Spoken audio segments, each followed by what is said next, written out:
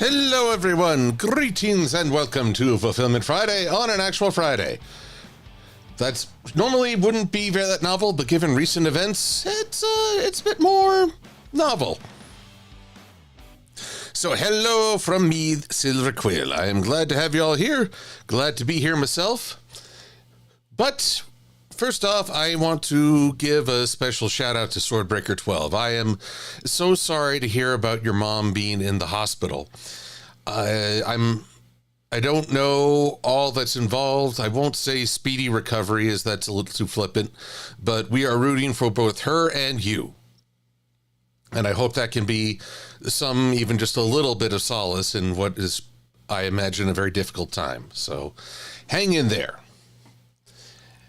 And I will also give some hellos to the folks in the chat. So obviously, Swordbreaker 12, hello. Adam Leisman and Commodra Steele, Enderpup, and MLP Trinary, both wishing me a happy birthday. Much appreciated. While Pokemon Fire Eevee wishes everyone a happy Friday the 13th. But jokes on Friday the 13th, after some of the events this year, I'd say it's got pretty weak sauce by comparison. Then there's Silka Melodia, Mary Drake, Earl of McCluster, Cosmeta Inspira, The Illustrious Q, Elizabeth Snowbell, Nathan Duazo, Prince Apollo, and Luna Brony. Champ to Stay. And, yes, over on the Twitch, I must make sure of things. Got to get myself proper situated. Blue Griffin Azora is with us over on Twitch. Much appreciated. And Seth Moss 20, who has a G4 Minty plushie. Wonderful. And yes, it is Friday the 13th, but that doesn't necessarily mean a bad thing. My parents were married on Friday the 13th, and well, okay, given that I am the outcome of that union, maybe there is some truth to the paranoia, but I shan't let it stop me. No, sir. I shan't. So, I hope everyone's doing well, and it's true, the question from Chant to Stay, will this be Brushfather progress? Unfortunately not. I have not given up on it, but I have also have a goal and a duty, which is to make another MLP review video. And so, therefore, I will begin scripting tonight. And as a result, well, you guys are going to hopefully see some of the creative and quite bizarre process that comes into being when I try to review an MLP. So let us switch the setting over to the background with a less than evolving word template, but it is the greatest enemy of all creatives. The blank page. The first step. How intimidating it is to just see this void of blankness staring at you, challenging you. Come on, just try and fill me with some creative ideas. Just try and make something out of nothing. And that's the voice I hear every time I start. Don't question it. Also, hello to Nexus Galaxy. So, what is the episode I had in mind? Well, let's also start up the old Premiere Pro. Might as well get things going. Just gotta wait for this. And of course, we will switch over to some audio from Pretzel so that even if I'm in intense concentration, you'll know the stream has not frozen.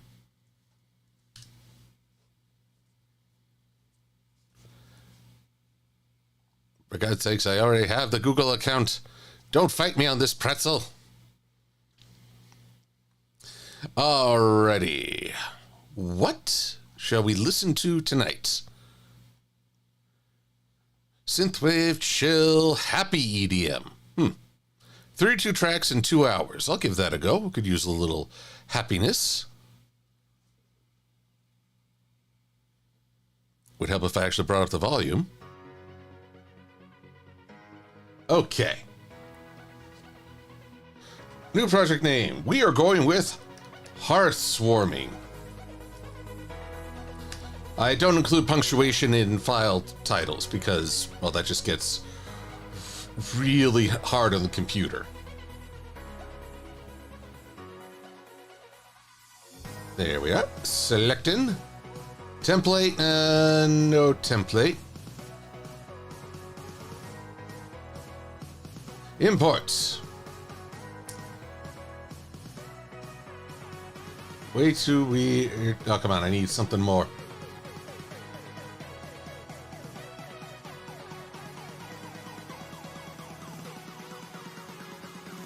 Way too weird. Mobile dive. Way too weird projects. There we are. Hearths Warming. Kadoom. Kadoom. Import. I didn't mean that way. Excellent. Yes. Excellent. In fact, let's just workspaces. Save as new workspace. Silver workspace. Because that is me. I am Silver-Quill. Hello. How are all of you? Alrighty. So then. Oh, hello, Gaiety. Welcome. Prince Apollo, you're congratulating all their Virtua Fighter fans. What has Virtua Fighter done recently? I'm guessing, was there some sort of... I know the Game Awards were recent, but I'm not familiar with what they awarded. But yes, we are talking about a Season 2 episode. Where the ponies are... We learn the origins of Equestria. And I thought to myself, well, okay, it's a play. The biggest controversy of this episode is that Meriwether Williams wrote it, and I will be addressing that in the opening, because I don't think it's fair to judge an episode by who wrote it, especially if you're giving up before it's even happened. It's one thing if you can recognize a style or a pattern running through said episodes, but that's recognizing the writing.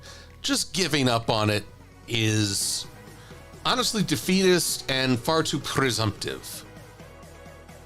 Interpup, who was Meriwether Williams? Well, I say unto you, probably the first writer to catch some flack from the MLP community. And it seems that a new virtual fighter is coming. So I've got people wondering, why do people not like Meriwether Williams? Perhaps if I pull up the wiki of MLP, search Meriwether Williams. Here we are. Whoop. I just wanted the tab, gosh darn it. Crew. All right, Williams. Alrighty. Previous writing credits include Free for All. I hate it when Wiki does this. All right. So Meriwether Williams wrote Mysterious Ne'er-Do-Well, and that at the time was received pretty harshly. I will say I didn't particularly enjoy that episode myself. There's a lot you can talk about, there's a lot you can work with, but it can be kind of hard. Mysterious Ne'er-Do-Well, Hearths Warming Eve, which I thought was a very strong showing. Putting Your Hoof Down, Dragon Quest, which for some reason shows Lightning Dust and Rainbow Dash. Wonderbolt's Academy. What happens if I highlight the dragon? Nothing. Spike at Your Service and Bats. So, you might notice in a few of these episodes, the general consensus is that characters start to act a little harshly towards one another. Or that maybe they act a little out of character. Like in Spike at Your Service, it's amazing how destructive he is to Applejack's farm. And I would argue that it's because Meriwether Williams goes with a style in which the story takes, how can I put it? The story asserts a certain domination over characterization. To add to the conflict, a character may appear more hostile or a little less competent than the audience may be expecting. But with Hearths Warming, a majority of it is actually a play. And therefore, any time the characters seem to not be themselves, well, it's because they're not. It's a play. So yes, Trinary, who is a big Rainbow Dash fan, is pointing out that Mysterious Ne'er-do-Well is one of the worst episodes of the series, but it's important to note he clarifies that he has nothing against Meriwether Williams. Some people just hold more of a grudge than others. It's an approach. So when you find out Meriwether Williams is writing an episode, people at the time would be like, I don't like this. It's already gonna be bad. I've given up before it even started. And they all sounded just like that. I, however, am hoping very much, that I can do Meriwether Williams writing justice. So, but first we need something extra. I need to open my Kindle. Because I asked myself, what can I do beyond just talking about the author? After all, that's a bit silly to go from critiquing everyone, talking about the writer, to only talk about the writer myself. This app is no longer... Oh, for the love of... You gotta be kidding me. Have I really failed to... Kind of need this. Oh, should I go with Kindle or Kindle? Let's try this again, shall we? You gonna work with me again here? No, you are not. Click here to visit the Mac App Store and download and install the news for Zoot Allure. Well, that's a bit of an annoying intrusion.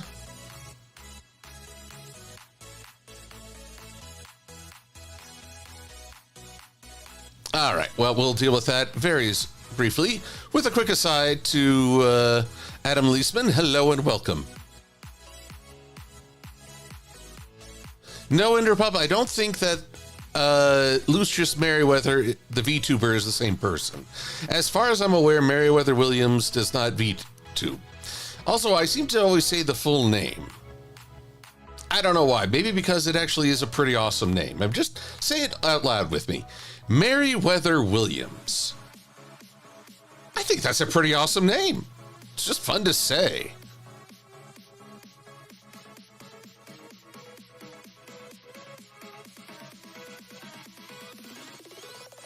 AJ Pearson of Toon Paradise, who has dabbled with the Brony fandom. Careful, you never know how it might sneak up on you.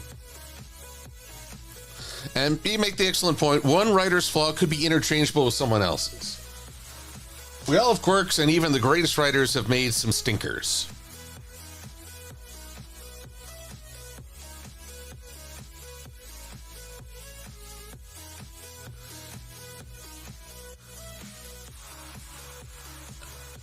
All right, Seth Moss says, it's like saying that the human versions of the ponies in G4, i.e. Equestria Girls, act out of character for the ponies, even though the human versions are meant to be separate characters.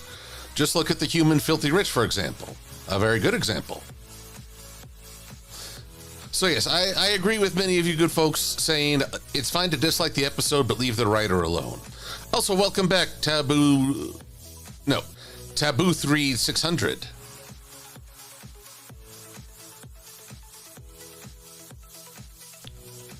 Alrighty. Oh, Inquisitor 751 says that the Video Game Awards Arrowhead released the new update for Helldivers 2, and yep, it brought not only players but also headaches fighting against the Illuminati. I need to get back into Helldivers 2. Well, Bud Fiora has gotten pretty far in that, so I would like to game with her. Okay, Amazon Kindle. Don't you be fighting me now. You open. Okay. We're okay now. We're okay. Though you may be wondering, why have I pulled up this and why was it so important that I have this on hand? Well, where are you? There you are.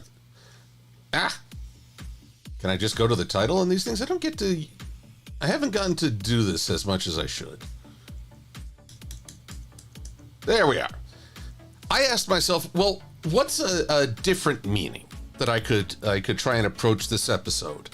And I thought about it. It is the story of leaving one location, a home, and seeking out a new one. Therefore, it's an exodus. Is there a Jungian piece talking about the Exodus? Well, lo and behold, we have the mythical Exodus in Jungian perspective, Transforming Trauma and the Wellsprings of Renewal by Shoshana Freshman. And I deeply apologize if I mispronounced that. How can I describe this? This is an ambitious book, for it does three things with the Exodus narrative.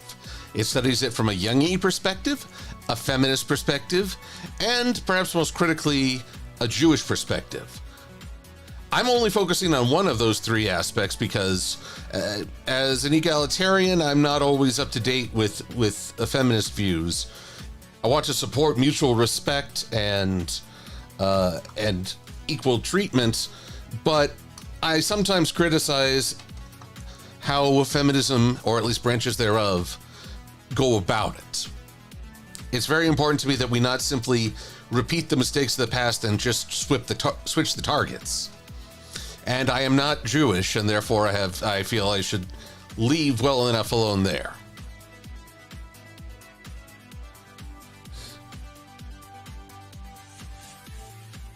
Alrighty, now, what are we looking at here? I'm just seeing what folks have been saying. Everyone's favorite Christmas movie, said Enderpup. Probably Scrooged for me, or The Muppet Christmas Carol. Inquisitor 751 points out that it's not the Illuminati in Helldivers 2, it's the Illuminate. Well, someone made a bright idea.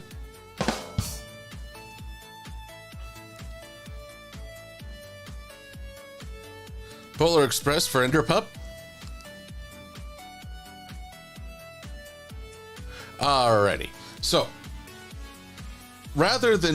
I read through this and highlighted parts that I thought spoke to a Jungian perspective that may reach beyond belief systems, maybe for different people.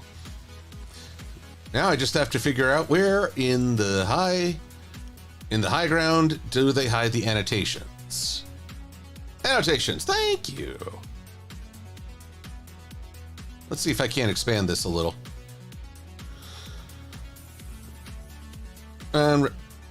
So case in point, this is just from the introduction.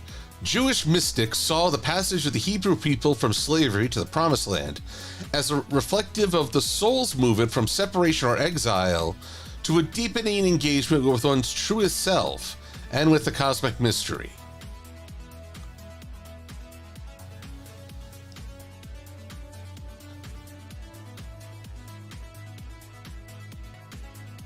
Now, the world is filled with, here we go, this is a good quote. I am looking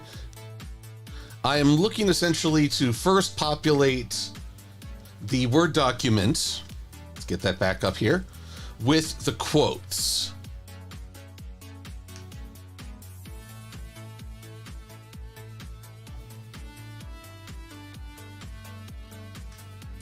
The world is filled with remembering and forgetting like sea and dry land.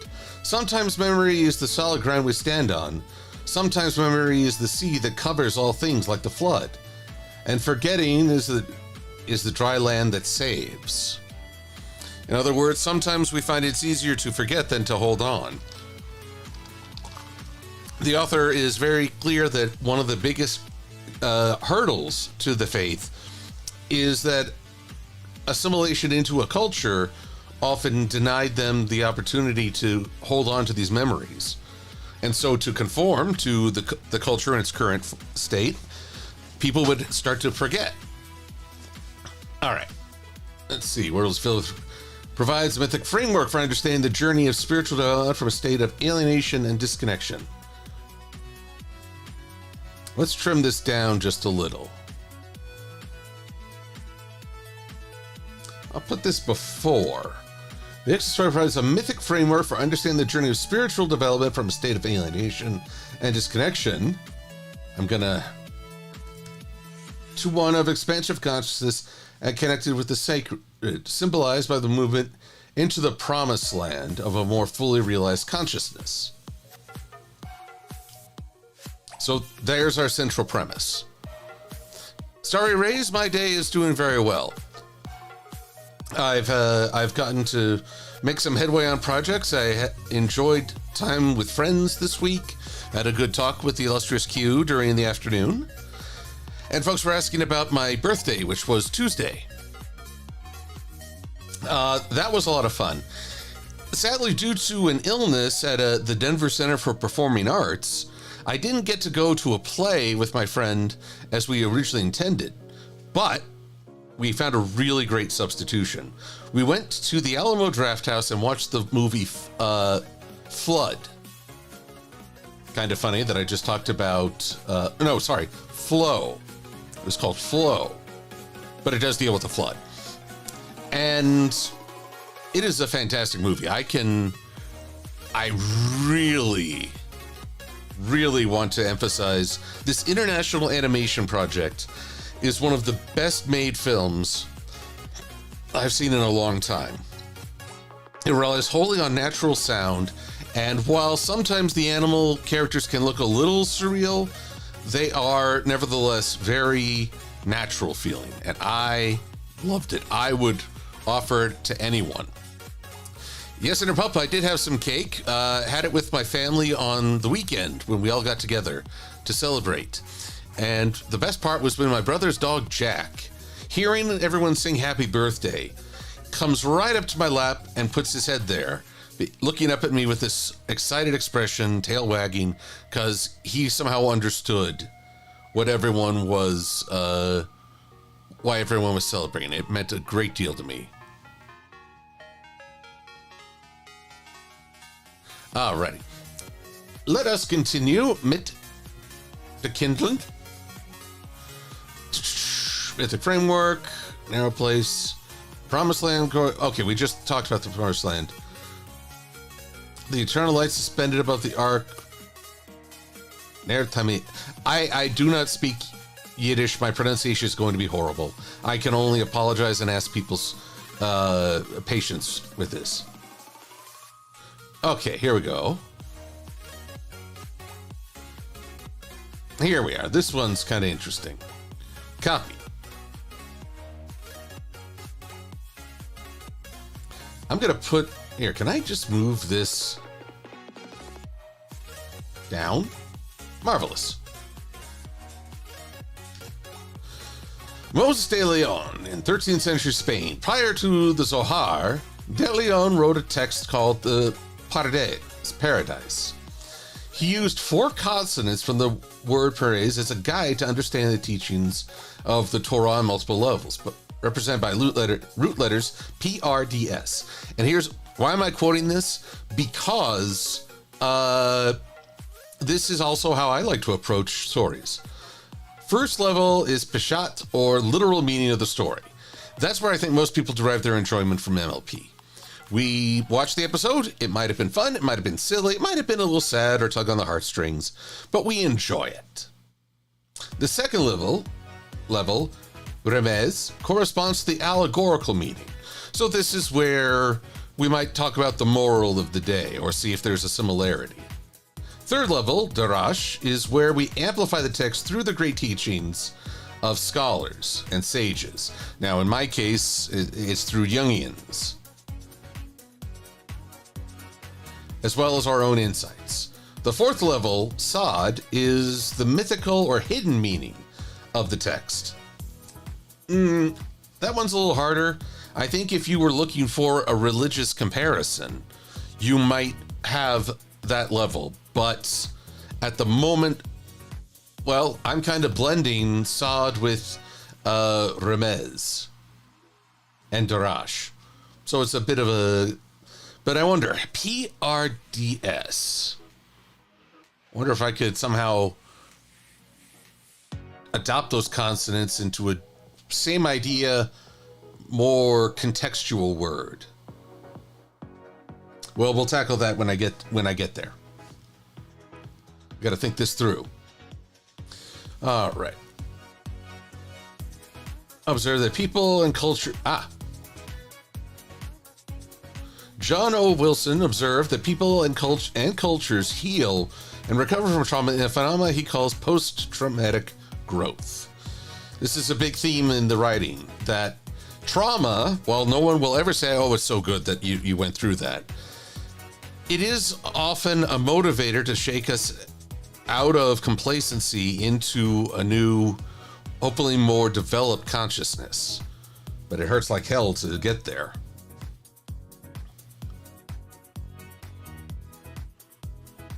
We'll put that after the memory.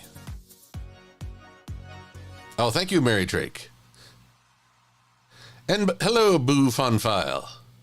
No, Fonville. Oh, man. My eyes.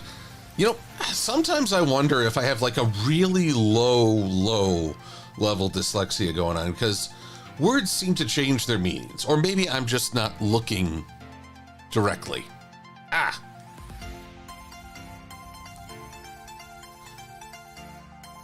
Alrighty. Just looking through here. Some of these are just really good ideas I want to hang on to.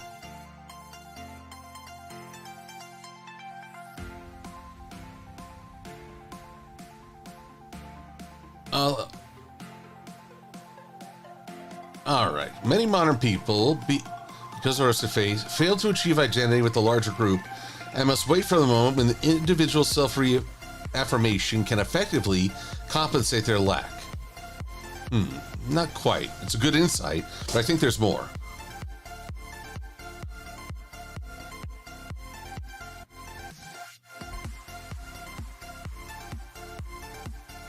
This one's good, because let me just run this by y'all. On the surface level, there's this fun story of coming to Equestria. But you notice that they all go through a journey, that they all wind up in a cave. They almost lose the promised land because they're not ready to take on a new meaning. So they retreat into a much smaller space and make it smaller still with their divisions.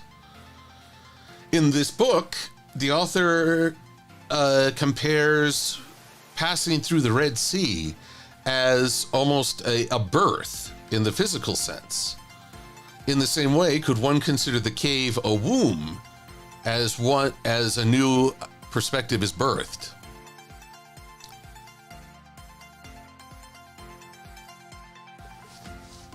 Cosmin Inspira, I can appreciate. Oftentimes, well, I really recommend Jung if you want. You don't necessarily have to become an expert in psychology for it. God knows I'm not. But if you can take the symbolism and work that into your story, if you understand that a cave may represent a womb, or a passage through a narrow place may be indicative of birth, then perhaps you may have something to go on, a symbolism that's not in your face. That is my hope. All right. By being awakened by the love of the song. Oh, the Song of Songs. I don't know this one so well. Apparently it is a song of the Exodus. But I found that Love Awakened, that's Hearths Warming. Then Lost, that's the interim between G4 and G5. And Sought Again, I think that's G5. Oh, this one's important. Copy.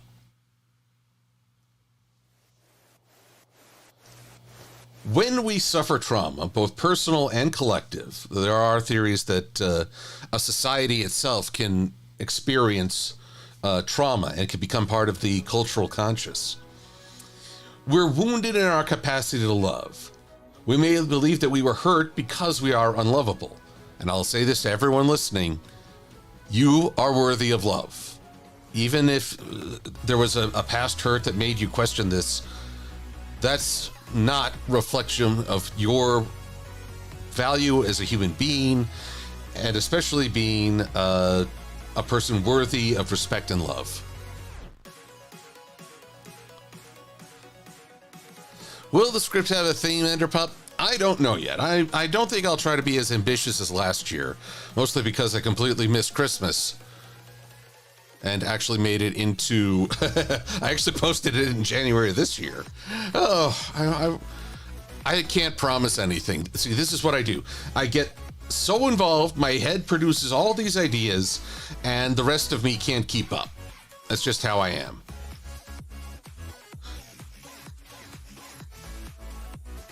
Love and be love allows us to move out of the narrow consciousness engendered by...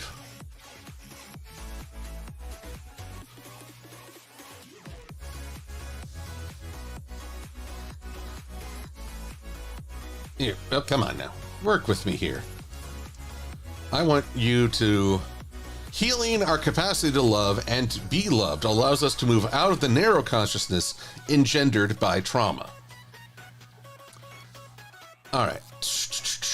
When we are at our most perfect, we can no longer envision a future for ourselves different from the limited enslaved consciousness in which we are mired. We need someone to show us our beauty, to remind us who we are and what we yet become. When we experience trauma, I feel like we said that already. It's to be awakened by the beloved of the soul. Let's see. I appreciate not everyone believes religiously. This very book talks about that for those the light of religion has gone out, psychiatry may offer a path that arrives at a similar destination without that weight.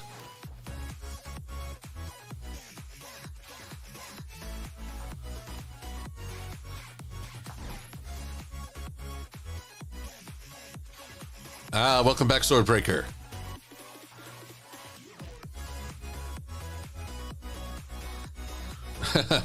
Cosmic Interest suggests symbols as inside jokes. Well, you'd have to have a symbol from, say, like, oh gosh, that's a hard one because an inside joke would require that people know the context of that symbol. Here, I'm going to pause the music just for a sec because this is something I've been pondering with another script I'm working in my head, which is... Oh boy, you're going to hear some weird stuff out of this one, I promise. Consider for a minute a stop sign. Think of it, it's a simple octagonal shape with a very particular shade of red and white text. It's recognizable. You don't even have to read it to know what it is. It's understandable by a majority of the populace. And what are all the ideas that come with it? Well, it's a command. You're supposed to stop. But it's also a warning about what might happen if you don't. A threat to yourself, a threat to the community, a threat to your vehicle, a threat to a pedestrian or even children, especially. A threat of legal consequence, a threat of losing points on your license and perhaps eventually being denied the ability to drive. It also speaks to looking out for other people, for being aware of your surroundings. All these ideas and more are swirling around this very simple symbol, and they're all contained within it. In order for a symbol to serve as an inside joke, you first need to make sure your audience will understand the context of that symbol. I only recently discovered what eggplants on the internet symbolize. That was a weird day. Very weird day. What's a symbol that could be an inside joke, but is well understood by at least an American context? What is a symbol?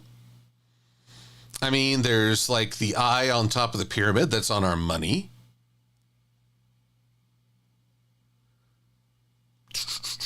What else what is a symbol that we all find kind of universally funny? A banana peel. If you just see a banana peel, especially if it's oriented the way it is in a cartoon, do you understand what might happen around that?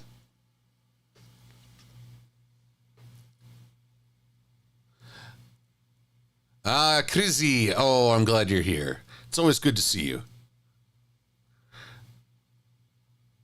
Could make the script have a polar bear. Sorry, Enderpup. I can't really tackle the Polar Bear Express right now. I haven't gotten to do an MLP script in a while. I don't want to miss this. All right. So a banana peel is kind of a comedic symbol. A boxing glove. Well, yeah, it is just ugly litter Parker boots, but consider that when you see it, you may still think of the cartoon. You also might think, I better watch out where I step. But man, everyone just mull it over in the back of your minds, if you please. Is there any symbol that you associate with humor? And we'll go from there. I am now going to restore the music.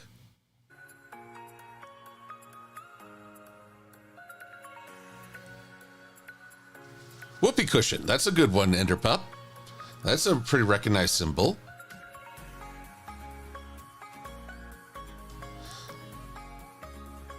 Ah.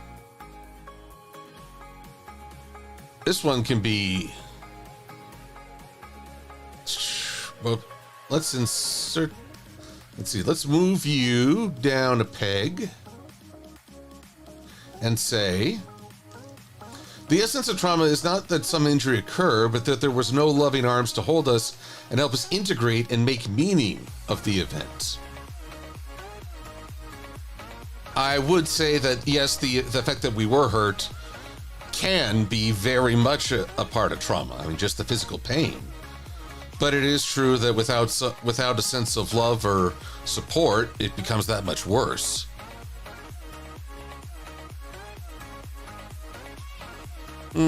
Rodan, a smile. Well, that can also be a symbol of warmth, of kindness. Clown nose, Enderpup, that's a good symbol of humor. As long as people are not suffering from coulrophobia. And the only reason I know that term is because of the Emperor's speech-to-text device.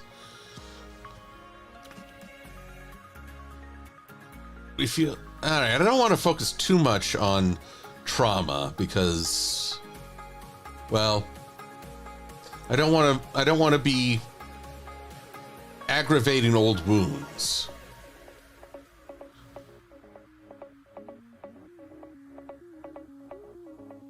All right. When we are separated from the collective, as Moses in the wilderness, we embark on a path of individuation, discovering who we are, separate from the society.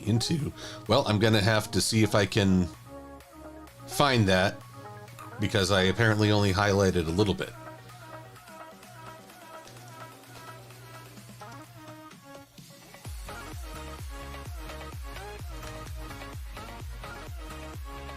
Who we are, which I bet it would say something like into which we are born. Assign into, well, come on, page 95. Can you take me there? Haha. Maybe not? What page is this? What page? This is not what I sought. That's page 97. Into which we are born. Ha! Called it. Of course, since I actually read this, I probably can't boast about that.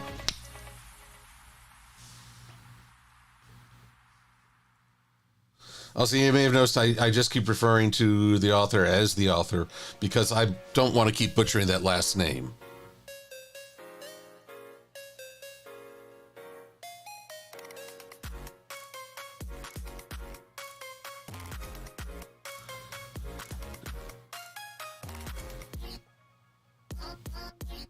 An interesting question, Seth Moss. If you're doing a Hearths Warming Eve review, will you discuss why there's a Celestial Luna flag in the play when the origin story didn't have them in the story? Well, let me think on that for a little bit. It may be that they were well, there's a whole lot of history we still need to get into. Let's keep going one sec. When we experience trauma, a protective figure may emerge in the psyche to shield us from further injury. Yet soon this protective figure eventually becomes the inner persecutor, ever vigilant against potential dangers. And we have 3 characters fulfilling that role within the history. Chancellor Puddinghead, Commander Hurricane, and Princess Platinum.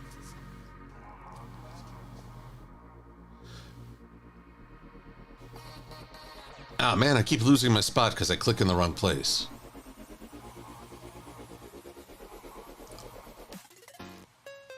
The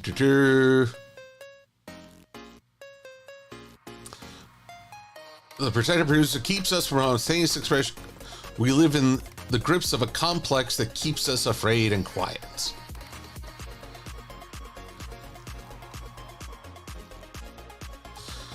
Now, I'm going to have to look up complexes because,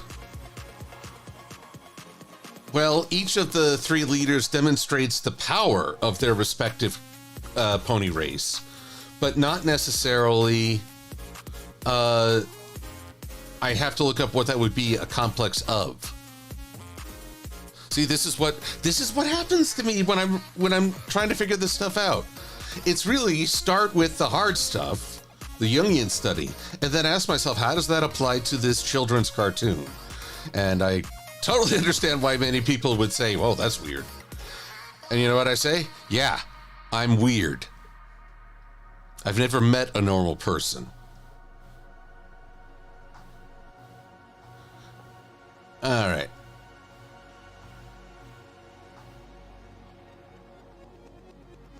And then we have the Abyss experience. This is the struggle of our 3 supporting our assistants. Private Pansy, Smart Cookie, and, of course, Clover the Clever. They're trying to comply and keep their heads down, but inwardly, they're very different. All right. Ooh, the idea of phantom narratives. Cultural stories that haunt the collective psyche of people who live with unmetabolized trauma.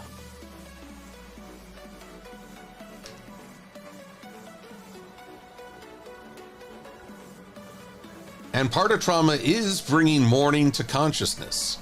You know, to feel bad. You got to give yourself permission to feel bad. Taboo threader. Taboo Thread 600. Normal is overrated. Uh-oh, Grimwolf. You're simultaneously tempting me to check something on Google and telling me not to. What is this mind game you play with me? All right. Oh, no. I don't want, nope. These are good quotes. I may not use them all, but I'm putting them down. Like chameleons, we blend into the world around us and into the very thing that threatened us in order to protect ourselves.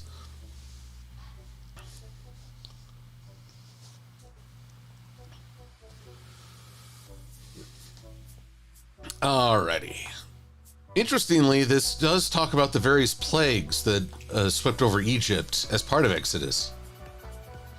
But there's only one. There's only one plague in the pony version: snow, cold, ice. So let's check something. Jungian symbolism, ice.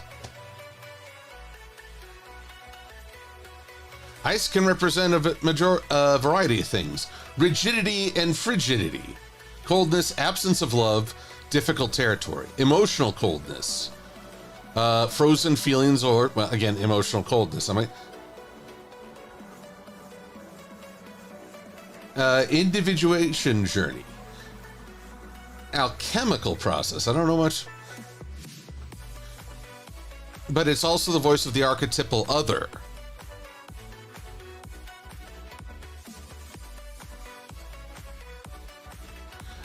Alrighty, I'm just gonna see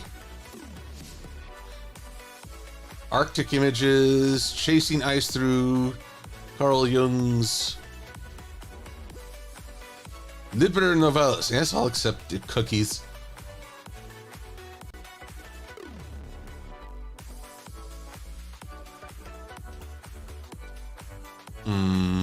Is this free to download? Preview.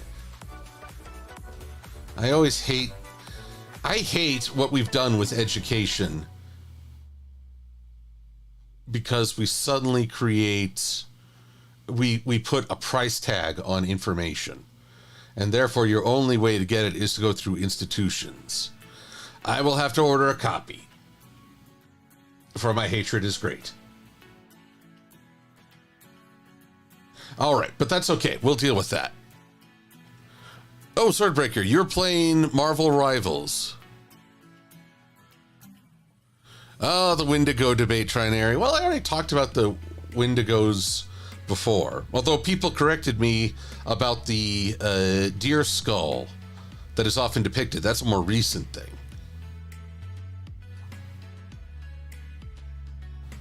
So I'll have to deal with that. I imagine I'll have to deal with this again. But Swordbreaker, I have played Marvel Rivals, and I found a lot of fun, but I started with one of the hardest. I wanted to be Spider-Man, and I didn't do great on my first outing, but I'm learning.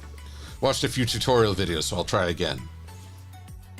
All right, so some of those painful manifestations occur, receive love, and the family has been shut down. The plague of enveloping darkness corresponds to the loss of connection to the source of enlightenment.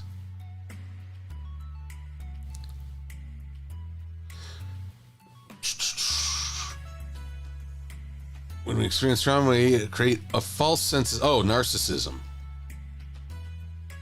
Yeah, let's add that. That everyone's talking about how great a leader they are.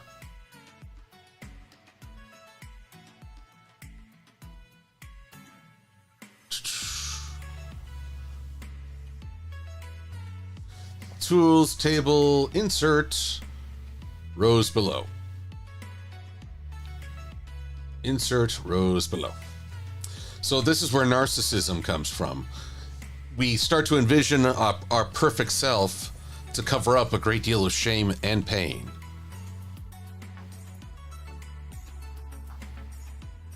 Well, watch out, Swordbreaker. Spider-Man is a 5-star difficulty. He's meant to be a dueling character. You're not going to get huge groups of kills unless you employ his ultimate attack. All right, so to move out of state, we must find and carry with us the bones of our ancestors.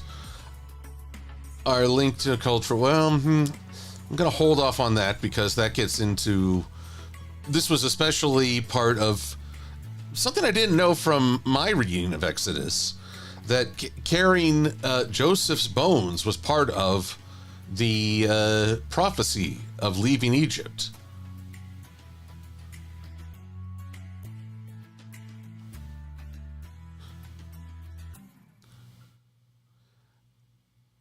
Not the fact that... historian Jan... Oh dear, I'm sorry. Jan Osman. I'm going to go with that pronunciation because Assman is too cruel. Notes that observing a sacred calendar and rituals of holidays forms islands of completely different temporality suspended from time in which a collective experience crystallizes, whose meaning, when touched upon, may suddenly become accessible again across generations. And I just lost the blessed... There we go. In other words, man, I could have sworn one of my highlights early on was about a kind of morphogenic field.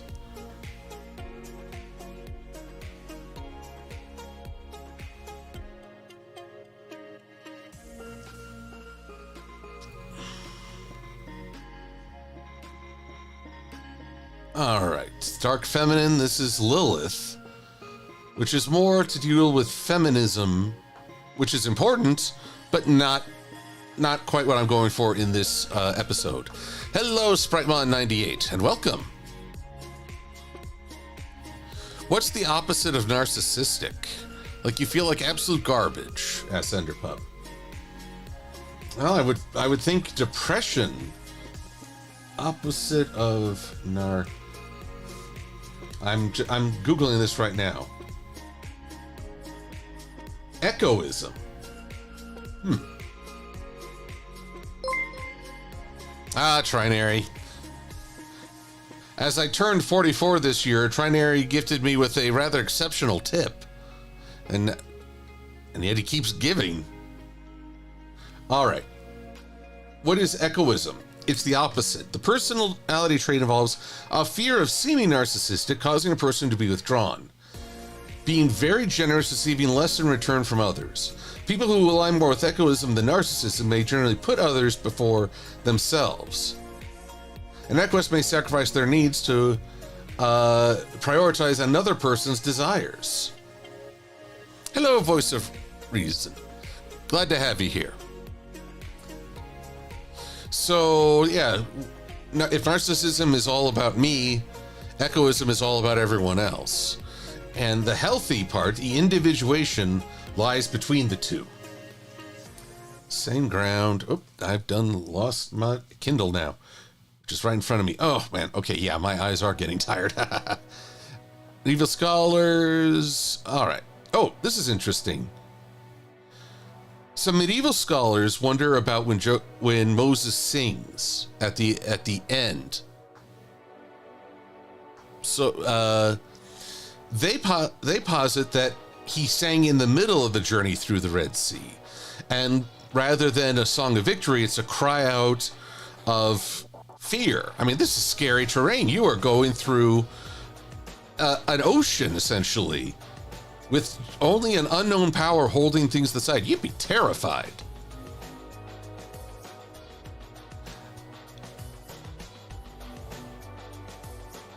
And that symbolizes, hey, this new land is scary.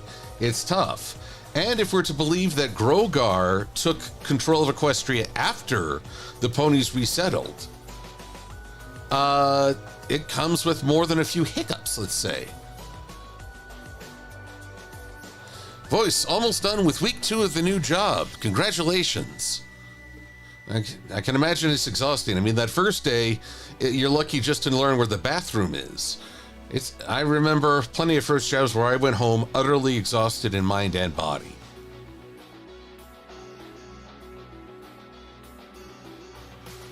Alrighty.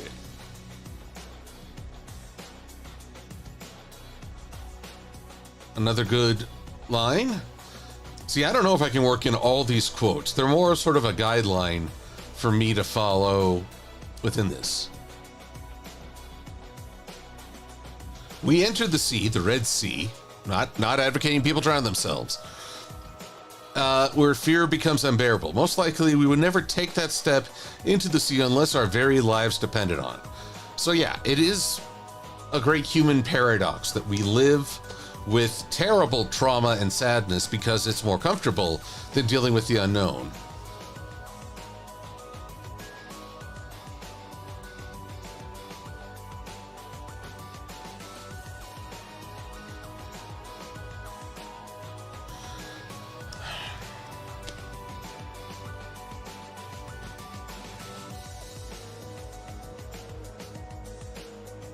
All right, and the 40 years wandering the desert is less to do with the distance traveled, and probably a desire for GPS, than the amount of time needed for the people to establish a new state of being. Sorry, Enderpup, I'm trying not to say let's see here too often. I know that one doesn't count.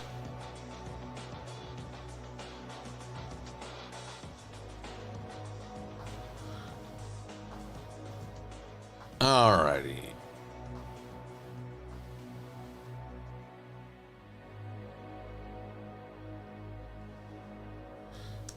Initiations are terrifying by nature. That might be the magic Clover fired off when they first became friends.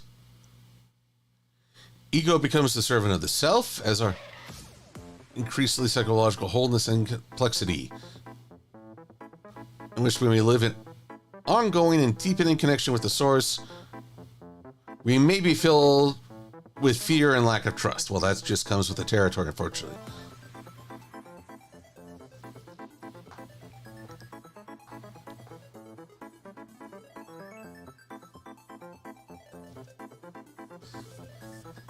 All right, so that's a lot of quotes. Let's save this document.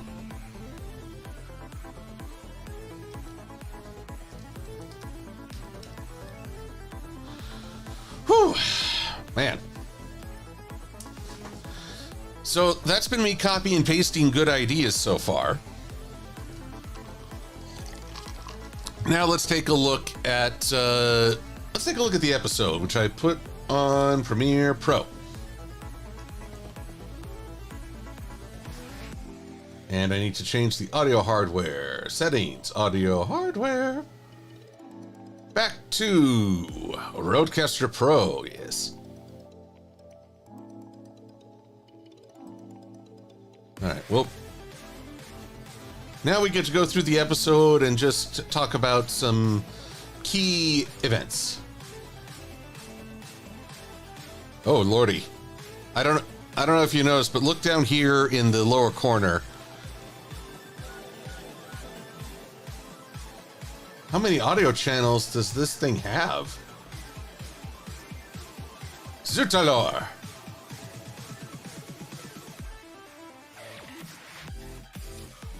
Let's try...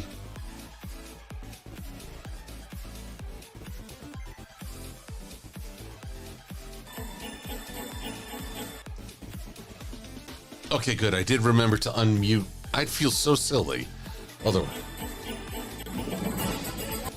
Pony Express. Our beloved Muffin Mare. Mayor. Actually, hang on. I mean, that's open.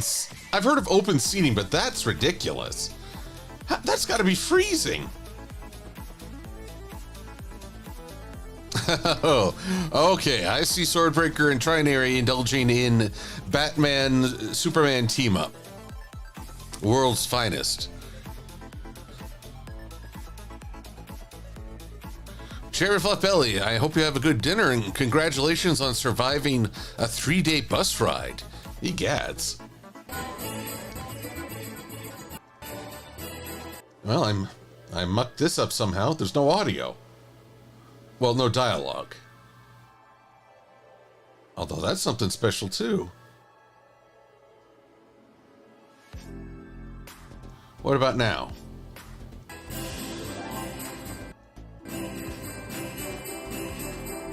So I've got music, which is interesting.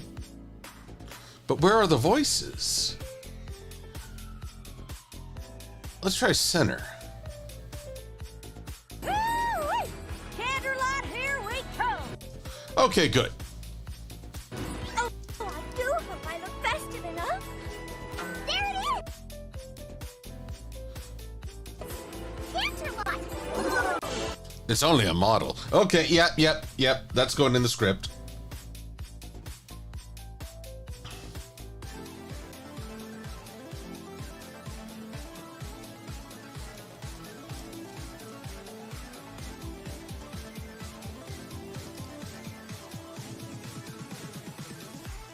That's right. I go from studies of trauma and the Exodus to Monty frickin' Python.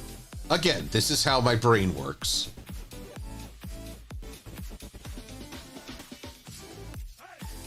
Yes, the windows are opening downwards, Trinary. It's very strange.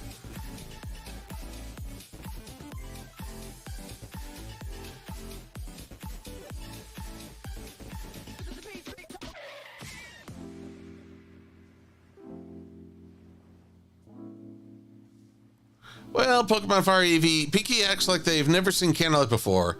They've been to Candlelight at this point. But Candlelight, even if you don't go often, it means something even on repeat attendance. The illustrious Q points out school bus windows open downwards. Oh, but I don't want to think about the Friendship Express being like a school bus. Contrary to the magical school bus and a lot of kids programming, I found school bus rides suck.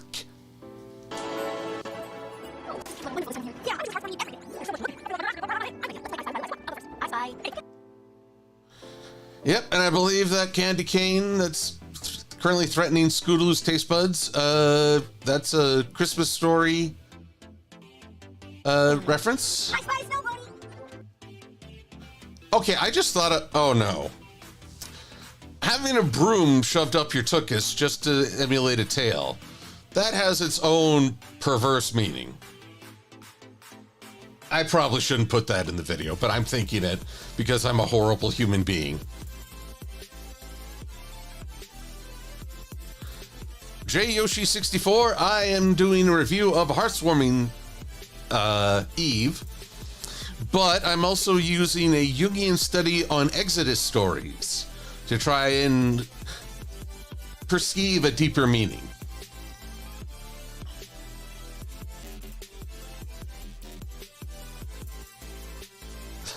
Guys, there's nothing to save at the moment. This is just going through.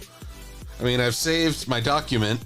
I'll save this, but I haven't really done anything yet.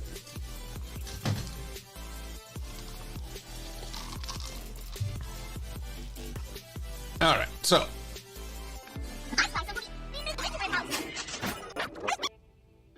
Okay, so laugh at Pinky's joke.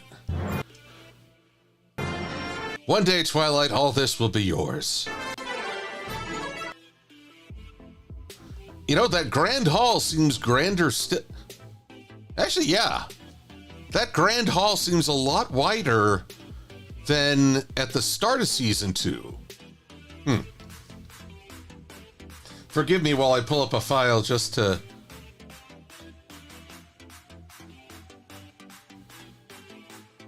Let's go through and see. Come on, connect to my shared memory here. Come on. Wake up for me. Ah, this always takes so long.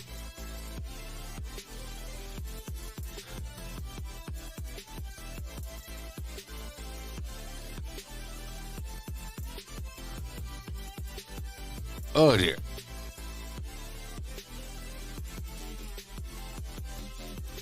Okay, Blue Griffin, I need your guidance. You say what? The curtains? I know that's a quote, but I don't know from where. All right, finally. Jeez Louise, that took forever and a day. You think with age comes patience, but I'm still working on it. Does that mean I'm young at heart? Please tell me I'm young at heart.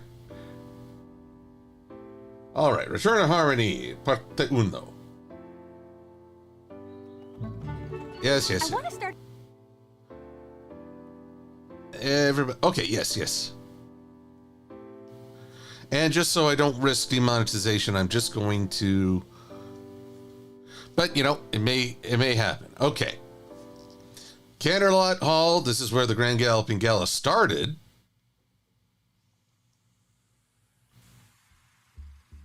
I don't know. I mean.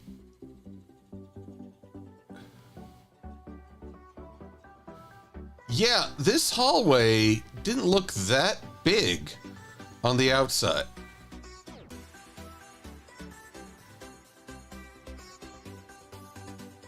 I mean, okay, the main six can stand side by side.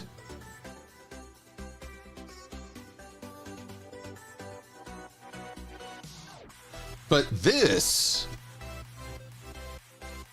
just looks wild. That's way bigger than I thought. Oh, Blue Griffin. Right, Monty Python again. Man, how did I forget that?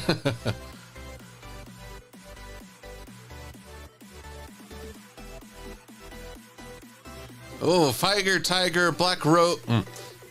It shifted before I could read your whole name. Fire Tiger, Black Rose, Icewind. I wasn't very patient as a kid, so I don't know if people getting more impatient as I get older is necessarily a good thing. But yeah, this all seems a lot bigger than it did in the premiere of the series. I mean, I'm not getting a great... Let's double check the end. Return to Harmony Part 2.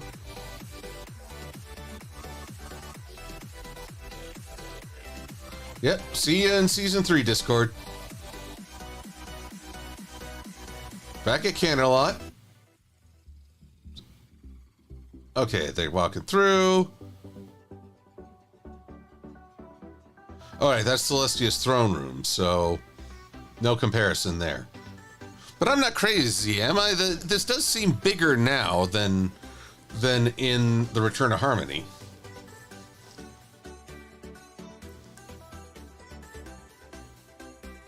Also, Cosmin Isra, I salute you, saying that I'm young at heart. I think this is the same hall, Enderpup.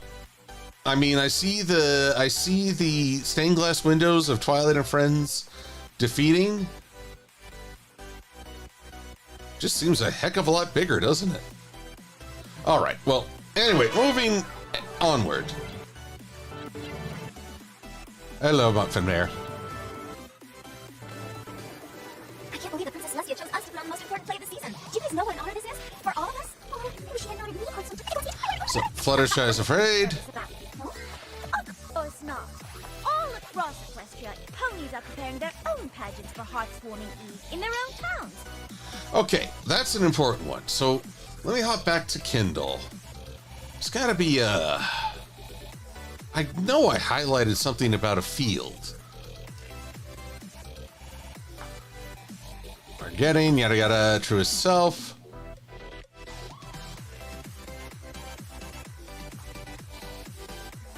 Ah, here we are. Rupert Sheldrake speaking about a phenomenon he calls the morphic field resonance. When we enter into a ritual, we constellate the morphic field of all people through all time and space who have engaged in this ritual. To put it in a less complex way, I hope, basically taking part in tradition serves as a connection to generations past and future. The idea being that even if people aren't with us now, they were with us then. This is a great way to remember. Or perhaps I'm walking the same path my family walked. I know that when you sign up for the Marines, you stand on the same footprint indicators that every Marine through a training camp have gone through. So that's meant to start your feeling of familiarity and camaraderie with the Corps.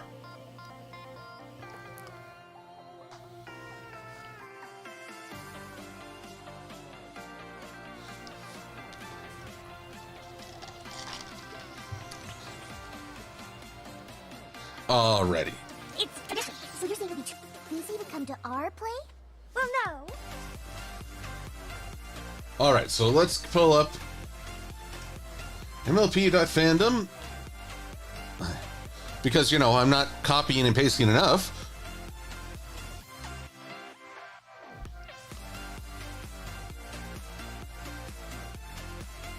Hearths Warming Eve. Transcript.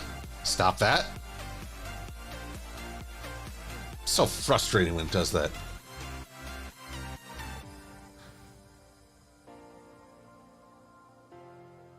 All right, all across Equestria, it's tradition.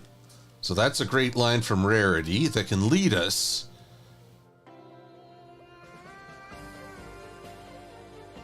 You know, oddly enough, the music I'm hearing right now from Pretzel sounds a lot like Fluttershy. What is this called? Carry On by Jim Yosef.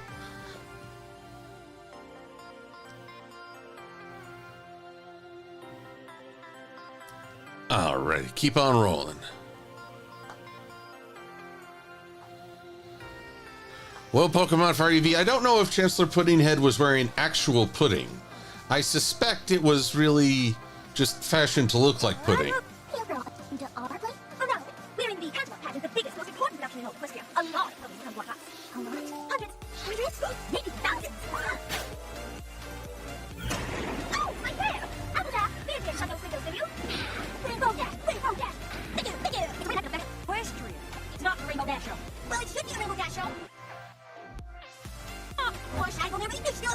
And on your it's not the Rainbow Dash Show. Well, it should be the Rainbow Dash Show. I'm the star.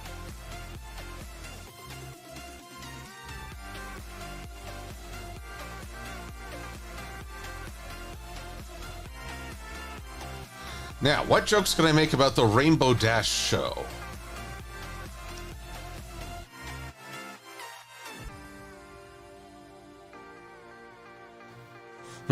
A good point, Pokemon Fire EV. I would not put it past Pinky to wear actual pudding in her hat as a method actor or actress.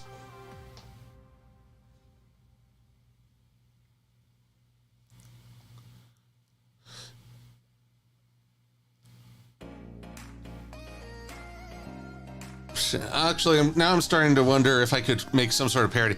It's the Rainbow Dash show starring Rainbow Dash. I spent 10 minutes on this intro. I'd have to I would totally make a ridiculous title card that looked half-hearted at best. Sorry, Trinary, but there's humor to be had. Fluttershy, you've got to come out of there. Turn it to the The Hearths Warming pageant is about harmony and friendship. Shut the window! Harmony and friendship. Shut the window! Shut the window. Well, that's...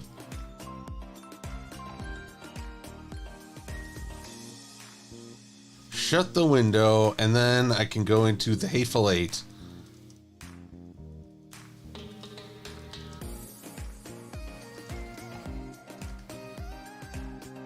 The Hateful Eight, you have to hammer the door.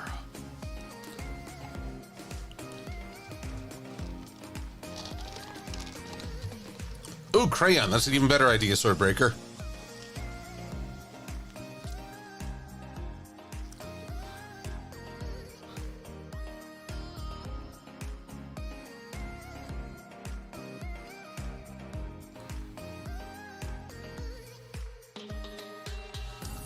Oh my gosh, I've got so many things going at once. Oh, now that I look at it, look at that. That's an interesting angle for the, what is the crest, the Roman-style crest on the armor. Don't see that in the show very often. Probably because it's not looking quite right layer-wise.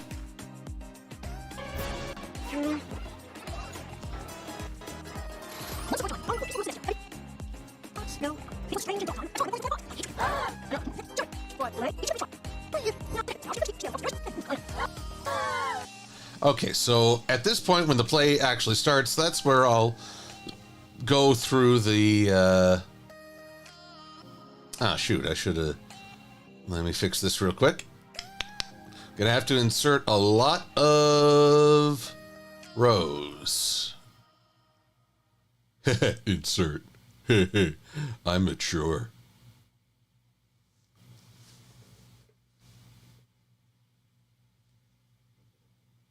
Okay, no crayon.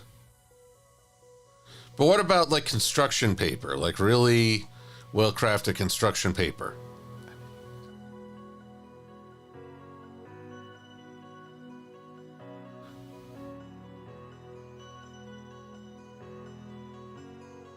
I mean, I'm not trying to insult Rainbow's intelligence, just that I did this in a hurry. During Sweatledge, each of the tribes, the Pixie, the Unicorns, and the Earth Ponies, cared not for what befell the other tribes, but only for their own welfare.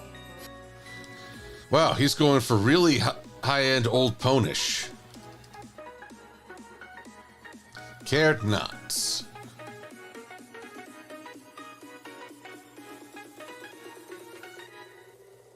For their own welfare.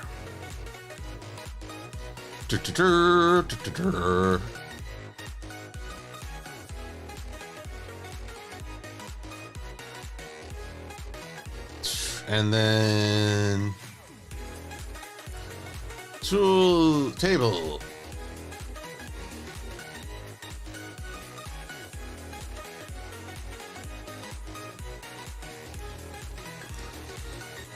Cared not for what befell. Let's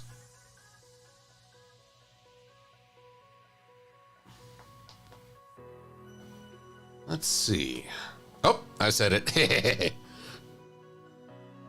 Let's see here. I feel like I'm losing the flow here.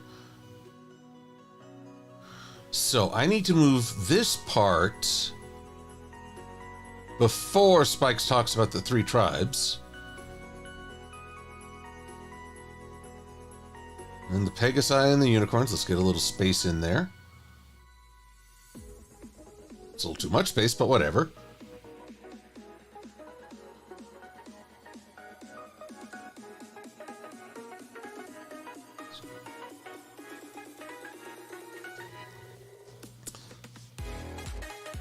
Primer, understand the journey of spirit.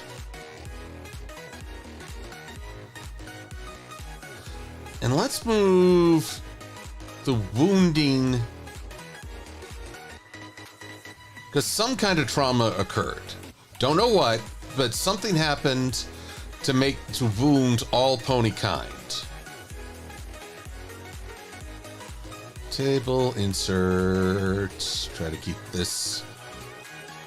There we go. Just a little bit of spacing so I can keep my thoughts separate.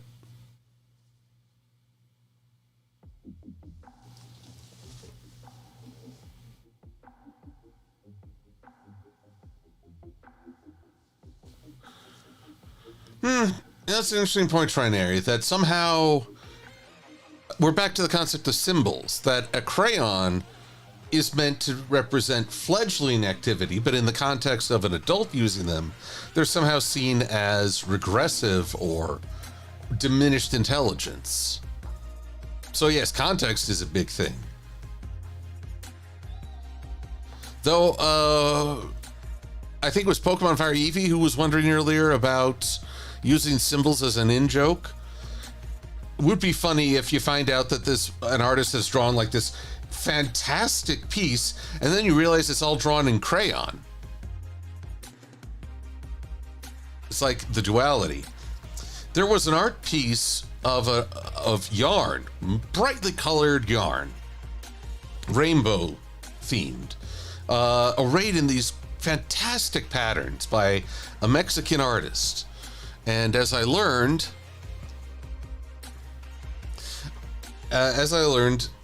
this was very challenging to the culture because usually women work with textiles, not men. I would have known that if there wasn't a guide there trying to keep people from plucking the exhibit. All right. So they cared not for what happened to others. That's a reduced...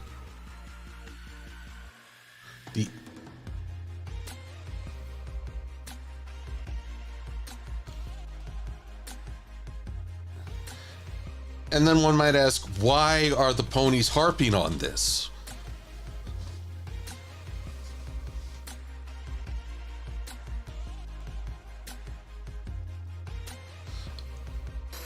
In those troubled times, as now, the genocide with stewards go away.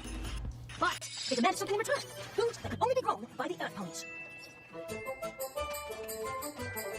The unicorns demanded the same. In return for magically bringing forth day and night. Oh yeah, by the way, the legend of unicorns before Celestia, apparently it took all the magic from like 10 unicorns to change day and night every day. That doesn't seem viable. So, I mean, I'm thinking of Warhammer 40k and the Emperor on the Golden Throne, which has to devour 1,000 psychers a day to keep things going.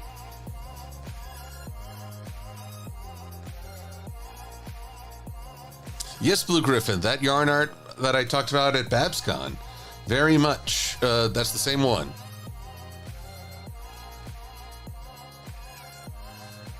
All right, let's get back to, what am I trying to do here? Here we go. And so, mistrust between the tribes festered. And for one fateful day, it came to a boil. Then what prompted the ponies to clash? It was a mysterious visit that overtook the land and toppled the tribes, carrying us peace. The moment just took when it on their land. That's some flimsy artwork. I mean, dang, that's made of stone. Even the big bad wolf would be like, oh, I'm jelly. Earth ponies were freezing. Over the Pegasus, they're no better. The Pegasus were hungry. And the unicorns were freezing and hungry. Here's a thought. The Pegasus. I know that they're in the past now, but this dude, we saw him getting ready before the play. Is he really eating the top of that helmet? I hope that's licorice. Hungry. Unicorns freezing and hungry. Even the unicorns match his powers against the storm. Each one got worse as it became. So it was like friends of real figured a way to cope with the blizzard. Each tribe sent their leaders.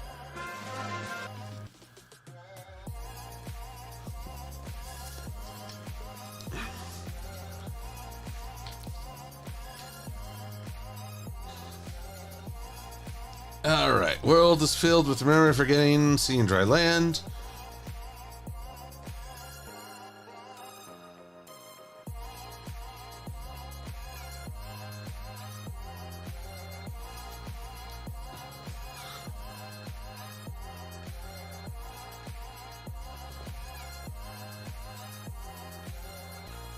Well, Trinary, with the armor. Let me do a quick search here because I want to see if I can illustrate this point. Shiny armor, screenshot helmet. You think our boy Shining Armor would... Yes, looky here. I don't know if this is Discord's doing, but he took Shining Armor's helmet, and boy, does this look weird out of context. Let's see if there's another helmet he might have... Yeah.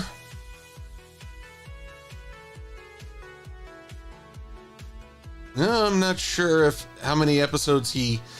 It's always been something of a wonder if the hair jutting up is from the pony or if they've really stylized the helmet to match the mane.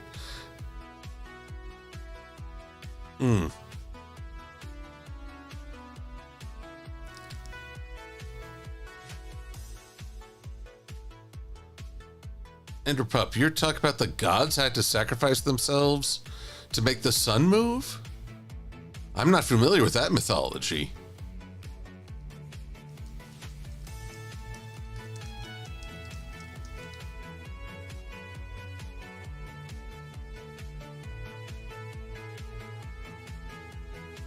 Huh.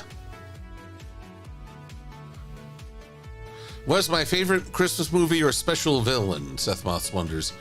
Well, my favorite Christmas movie is either Scrooged or The Muppet Christmas Carol. But a favorite villain of the Christmas spirit would have to be something supernatural.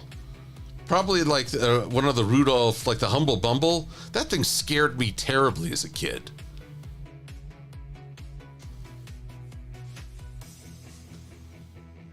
Oh. Jose Rosa. Forgive me, I am going to steal your idea because that is just too good.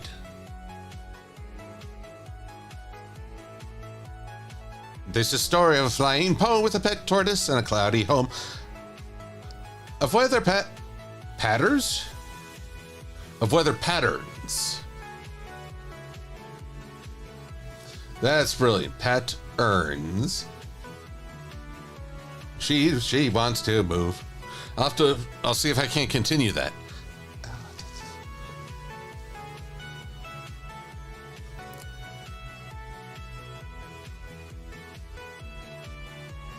Ah.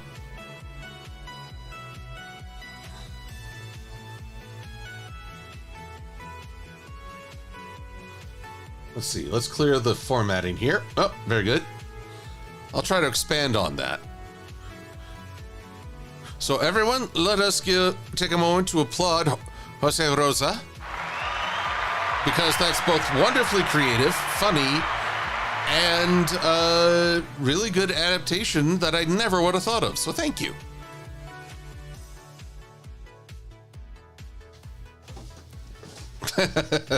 Now everybody's counting when I say, let's see here. Oh, well. Daughter of the Unicorn King, Princess Platinum. So, hang on. If she's the daughter of the king, but she's the ruler, maybe this is like true matriarchy? Ruler of the Pegasus, Commander Hurricane. And lastly, leader of the Earth Ponies, Chancellor Puddinghead. Perhaps the three tribes could finally settle their differences and agree on a way. All right, so we're at shut the window. Prior wrote PRDS. I still don't know what I could do with that. We'll save that for like the latter part. Take a sip of water every time I say, let's see here, Jay Yoshi. You might have a lot of people running to the bathroom. Oh yes, and if you do go see Flo, as I recommend, make sure you visit the restroom beforehand, because all that water does affect you psychologically. I was squirming in my seat wondering when it was going to end, even though it was really good. Cared not for what happened to it. The exit. We suffered trauma. Let's move this around.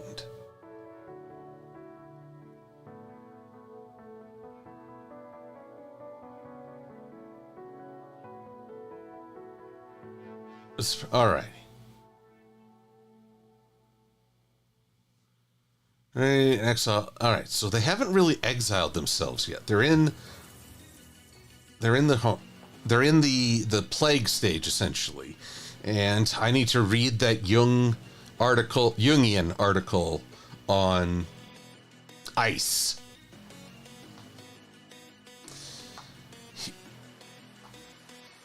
All right, so let's move up the protective figure.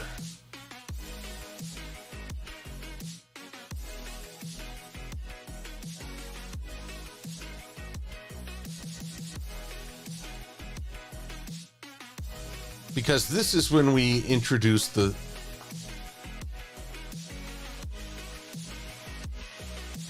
To get through this disaster.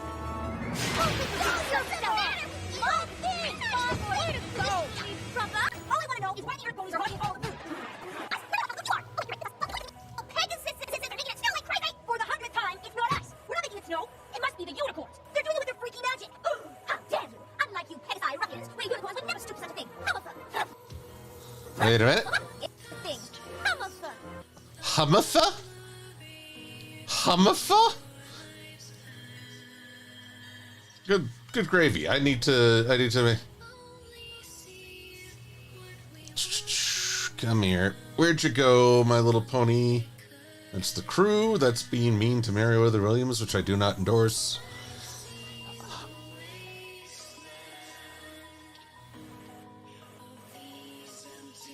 Unlike you, Pegasus.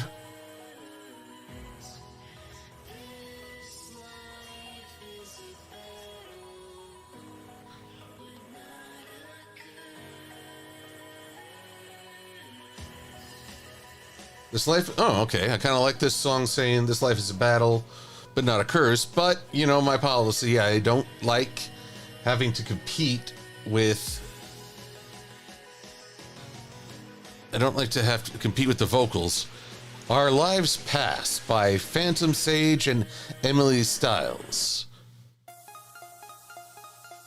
Apologies.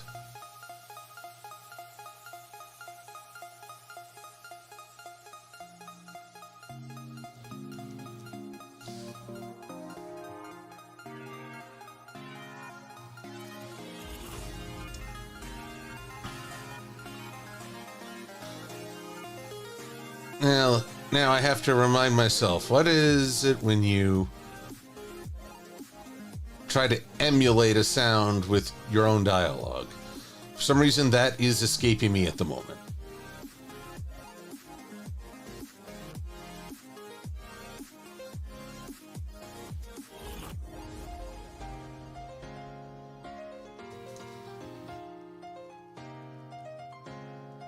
Trying to mimic a sound. Phonetics? Is that it?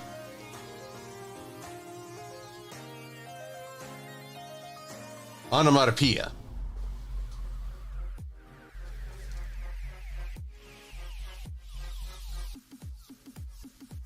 Okay.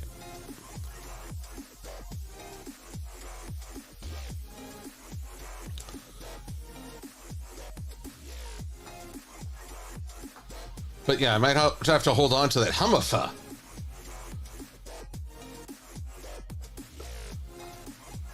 All right, back to yon episode.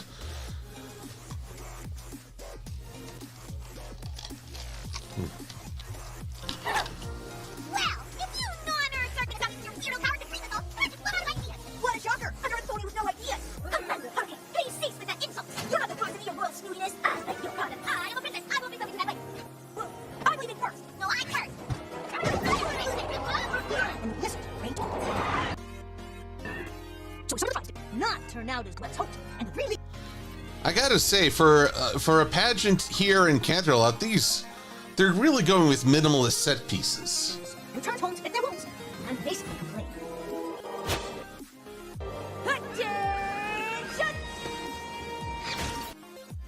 Okay, Fluttershy, as a military, if there was ever a less matched pony in profession.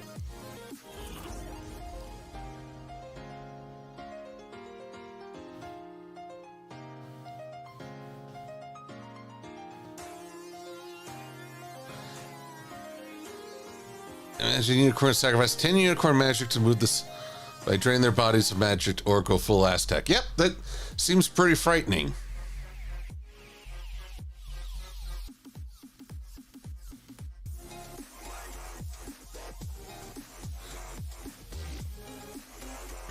Alrighty, let's see here. 5.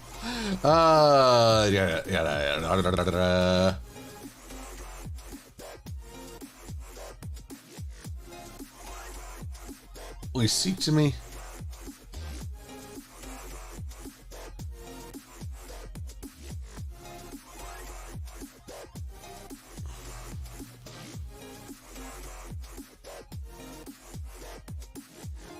Let's move this up here.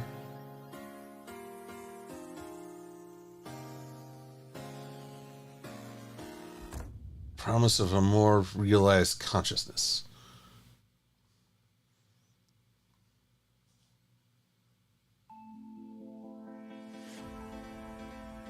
Let's move this up here. Yeah, getting there. Getting to at least a flow of ideas.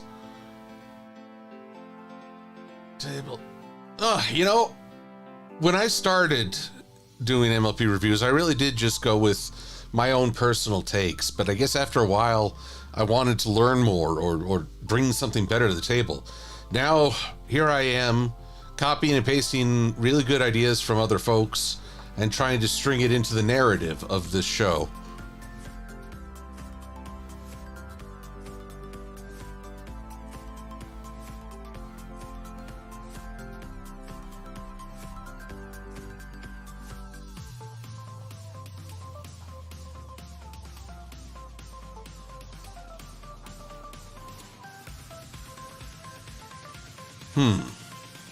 Okay, we're moving ever onwards.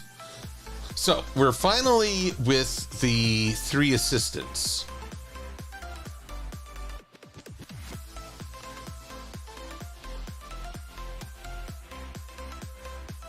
This is where the chameleons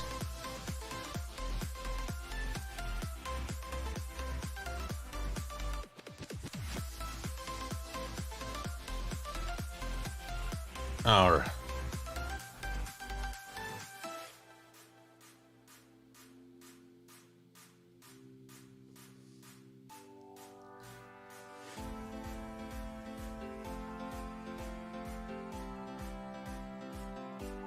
Table, insert rows below.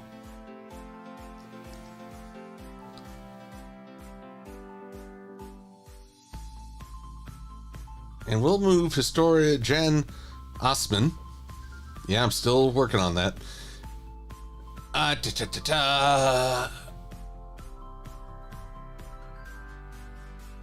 PRDS. Table, insert, rows below. It's funny, while I've been doing cutting and pasting a lot, I've also been feeling becoming progressively more tired. I think that's just because making decisions actually requires a great deal of concentration and effort.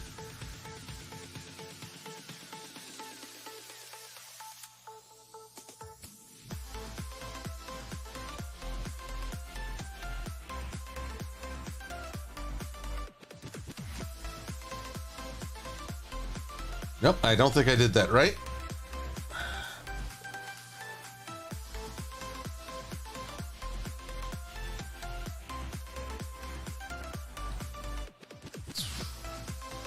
All right, where were we?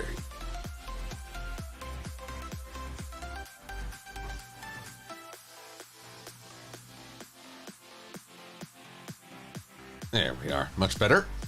Table, insert, rows below.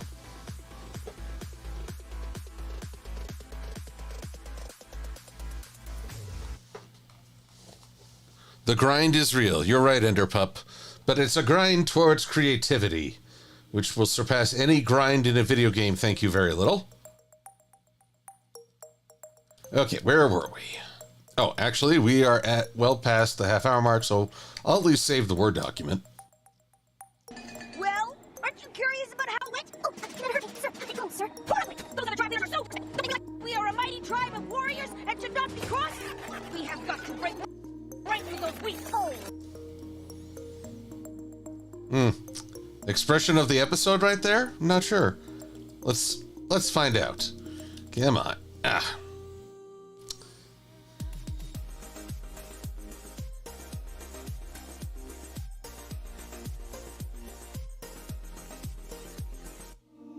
Don't they realize we are a mighty tribe of warriors and should not be crossed? So that goes under the...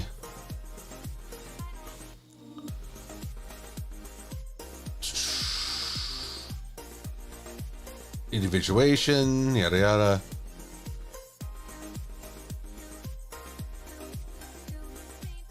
The following experience...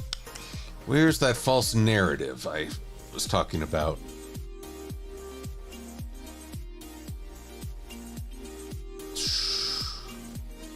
Experience trauma.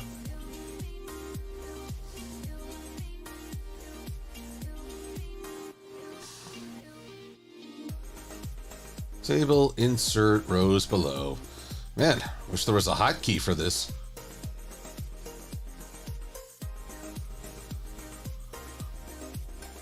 Could have sworn Phantom? Oh, poo. I must have accidentally overwritten the Phantom narrative. Yada yada yada yada. Yada yada. Moving, numinous. Numinous.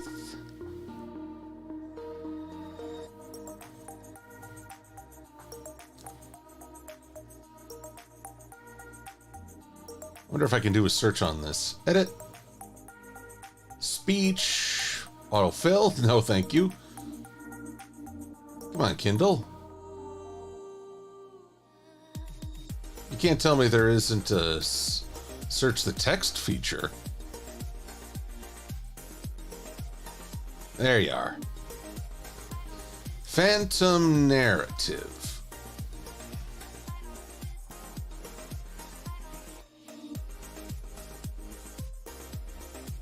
Unmetabolized atrama.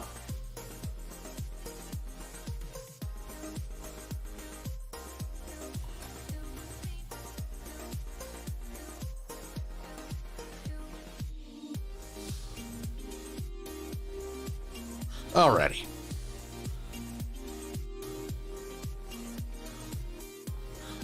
Oh yes, Jose Rosa. I remember Onomatopoeia, but wasn't that a Green Arrow villain first? Basically a character who said things aloud. Guy T, you gotta go. Have a good night and take care.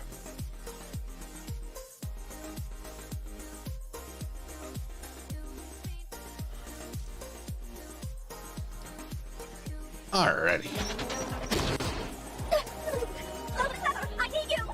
Yes, Your Majesty. Did the other pony tribe see a reason I predicted? No common tribe, not impossible!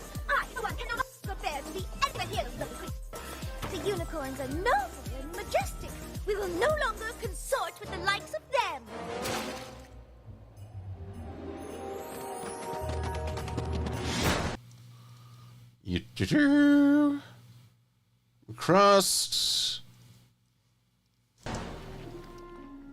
Wouldn't it have been easier to use a door, Chancellor? Maybe for you, Smart Cookie, but I am a Chancellor. I was elected because I know how to think outside the box, which means also think inside the chimney.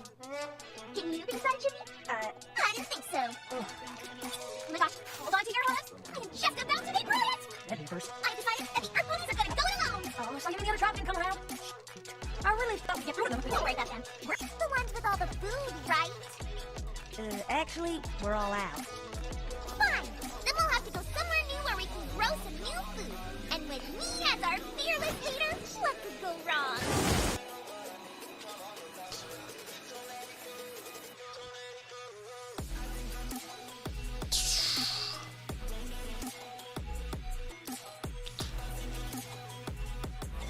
Inside the chimney. All right, so that's narcissism, which leads us to the phantom narratives.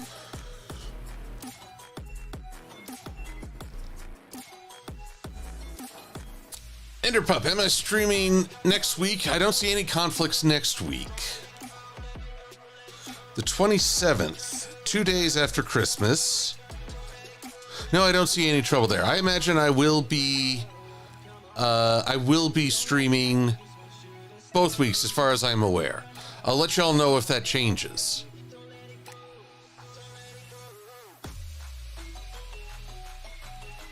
And I just realized I'm once again competing with another voice. I don't need the voices, don't let it go. This music seems apropos for a scene with Pinky. Where should I start? The point is, we must find a new land.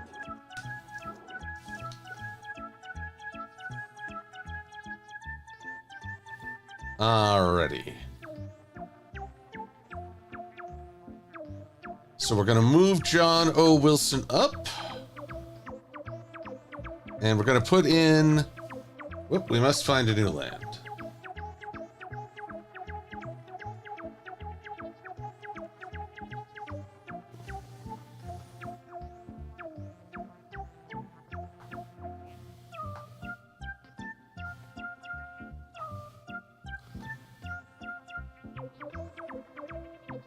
See, I don't think we need to talk about Holy Sparks because, again, I'm trying to keep this to approachable for even if you're not a believer.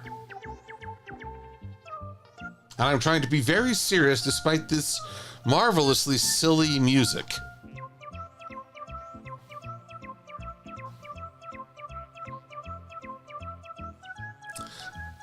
Alrighty. Moving ever onwards.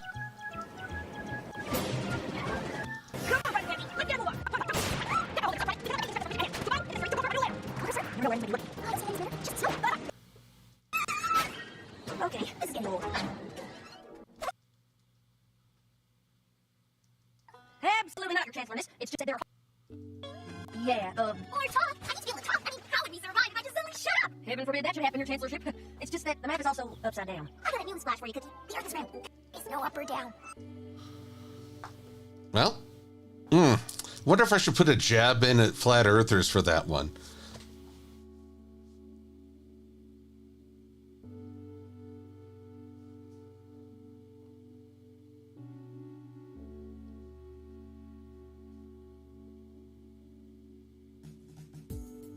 There is no up or down.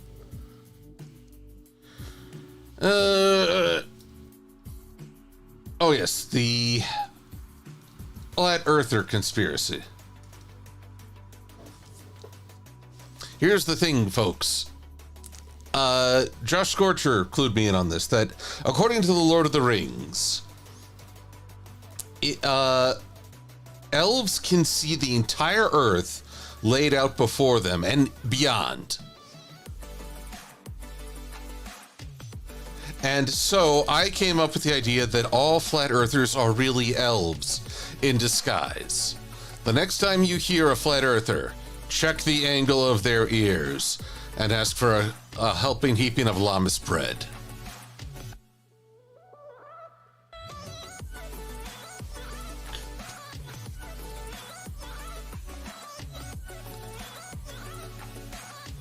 You're right. It's such a relief when you're in charge of life. Relief? You don't need relief. If anybody needs relief around here, it's me. I'm a chancellor. I'm a big shot. You're just my Secretary. whatever. You take a nap. Well, I enjoy some relief. Yes, yes, I've head. And so, each secret comes to but eventually, they all arrived. No, what was that? No, I've seen that twice before. Oh, what a view. I can see my future house from here. I'm the way this new land to be. Hey, that's double. Okay. Pegasus with a weird curly Q. I've never seen such Jules, moving is dazzling. It's glad dazzling. unicorn. Unicorn.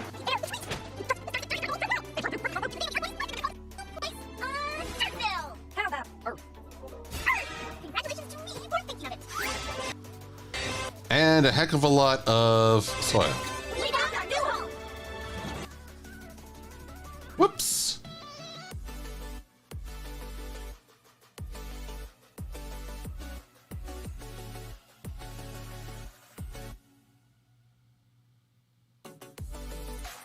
Wop wop. Here we are.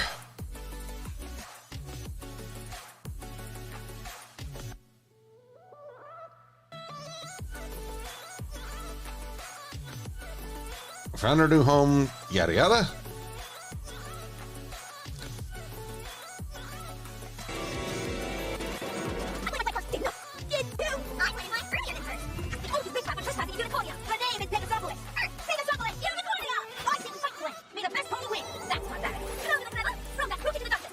What dungeon? I always love that line. Throw that brute in the dungeon. What dungeon?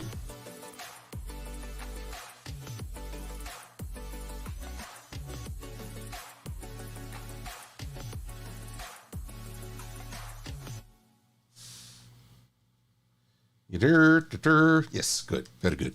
Okay, we've got like 10 minutes, and before they start yet another song, which admittedly has been very catchy, I really like this channel. Happy EDM. I want to come back to this challenge. PRDS.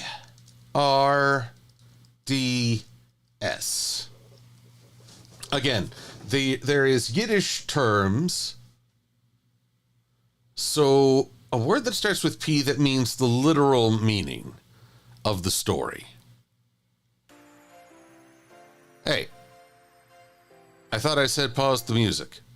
Sorry, Pretzel Rocks, I'm going to have to banish you now.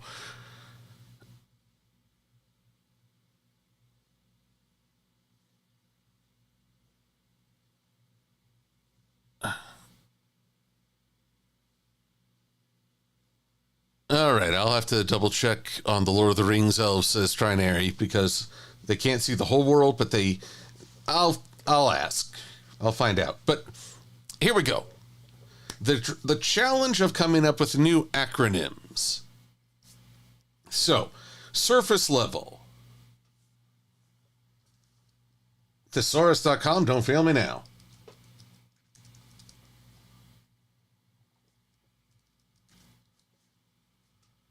Exterior.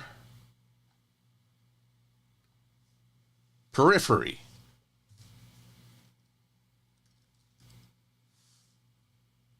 P is for periphery. You're at just the outset of the story. Then we get to remez, corresponds to allegorical meanings. What's another term for allegorical? Jeez.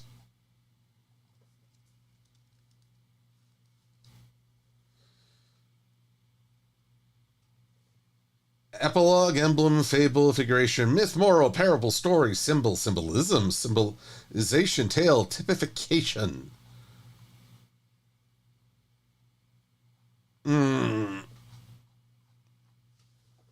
Resonance?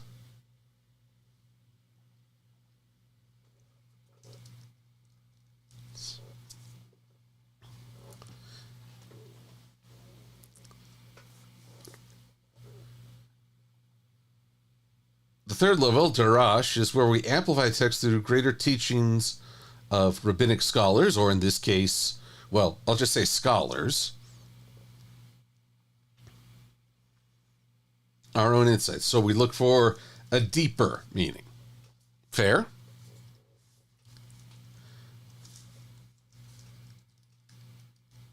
S is pretty obvious. Sod is the mythical or hidden meaning. So S for spiritual.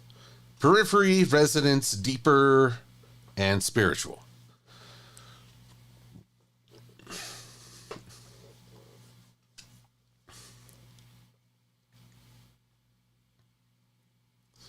So tell me what you think, good people. If I were to change these into more universal terms, periphery for surface level story, resonance for allegorical symbolism or striking a familiar chord, deeper insights where you bring in the words of scholars and, typically people who are smarter. And spiritual, if it really connects to you on some level. Enderpup says, I'm hungry. So, yeah, I can't compete with rumbly stomachs. That's just not going to work. I'm not going to succeed in that regard. Let me know if you have an idea for a different idea. Oh, excuse me. Look, Perhaps if we all calm down. I agree. Let's all calm down. I vote for calm. I'll have you court-martialed for insubordination, Private! Oh, that goes with the figure that suppresses.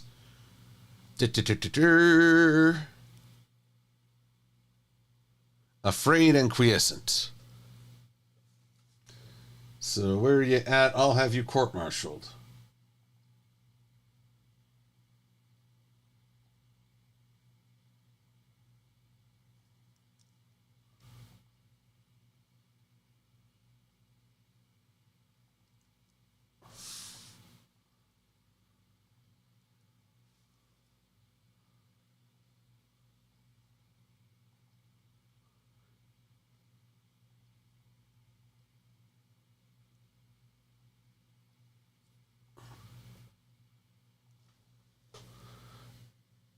Integral? Well, I like your thought, Taboo, but unfortunately I'm limited by P, R, D, and S for, well, if this is supposed to be an abbreviation using only the consonants. Oh, dear. Flat Earther conspiracy. Actually, why not? While the question is fresh in my mind, Lord of the Rings, can elves see? How far can elves see in Lord of the Rings? According to Tolkien's lore, elves can see significantly farther than humans with no exact distance given, described as exceptionally keen, allowing them to see details at great distances. Far surpassing human. Tolkien doesn't provide distance. They saw as far as... let's see here. Tolkien. Elves see beyond Earth. Work backed up both franchises during this far keener sight. The science of Middle Earth, keen or the eyes of elves, unacceptable to modern readership. Okay, this is going down a rabbit hole, but by gosh, I'm going to go. The flat world version, Tolkien come to feel, was thus essentially unacceptable, whether internal or external, requiring replacement.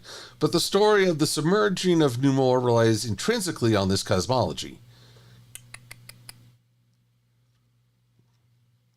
Round verse represents a major concrete part of Tolkien's attempt to entirely rewrite the mythology of Middle Earth. Yada yada. Since he had to make changes simply couldn't bring himself to make. Yada yada. He describes the man's vision. Oh, here we go. Tolkien gave the round world version of the Akalabeth the name The Drowning of Anduin, published in Sauron Defeated in 1992. Jeez. He describes that as man's vision, probably distinguish the elf vision to reconcile the two leaves. So apparently Tolkien... Okay, I learned something new about Tolkien, but maybe we'll just leave it at a small dig for... We'll just leave it a small dig for flat earthers. Anyway, so yes, we're going... The question is, we're going off Pardes, which is I believe the Yiddish word for paradise. But we're only dealing with the consonants. So PRDS. So PE for periphery, resonance, deeper, and spiritual. Actually, let's change that to depth.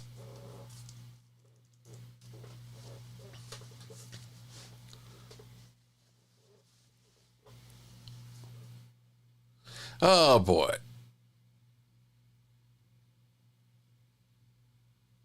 Giving me Pongrill memories. I don't... Ah, my goodness. There's so much going on. But here we are. We've got fundamentals going. Let's just keep a little bit more. We settle this on a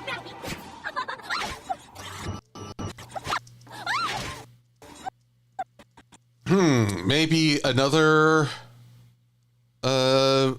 expression of the episode. Meme faces galore. Throw a snowball at royalty. Wait a minute. Where'd all the snow come from anyway? Not again. Okay, yes, the plague of snow returns. So let's get that in there.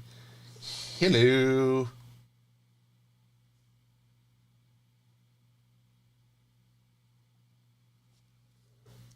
Now, again, the plague persists. Oh,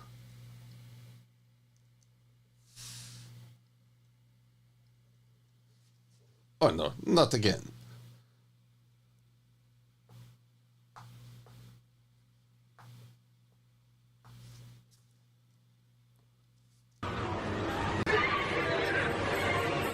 So there's our plague. And so the paradise the ponies had found soon lost. Boy, if you wanted to play Spot the Clones, I mean, let's really look at this. Is it just a flipped? No, it's not entirely just like taking the left or the right and flipping it, which I freely admit is what I would have done. They really went all out here. Sure, I mean, there's clear repetition. I mean, here's this Pegasi. I'd say there's at least an increment of 4 repetitions horizontally. But there's just a lot of little differences that you can tell they didn't just copy paste and call it a day.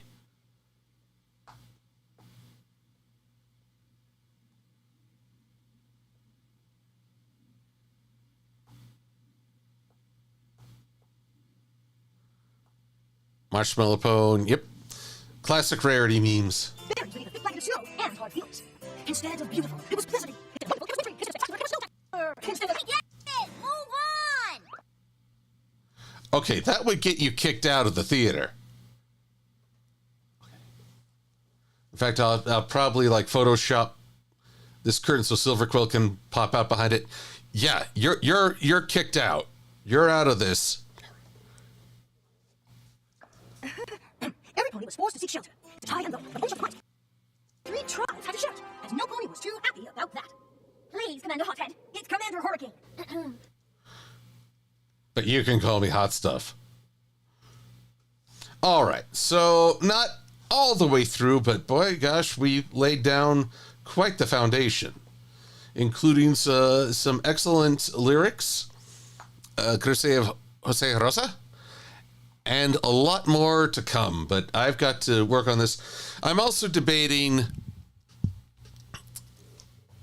if I should include Silver-Quill trying to start up his own play. Springtime for Sombra.